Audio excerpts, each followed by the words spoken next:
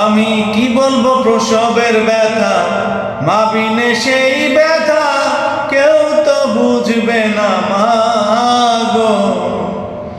আমি কি বলবো প্রসবের ব্যথা, মা বিনে সেই ব্যথা কেউ তো বুঝবে না মা গো। মায়ের ঠেকিয়া সন্তানের দায়, অকালে মা প্রাণ হারায়, ঠেকিয়া সন্তান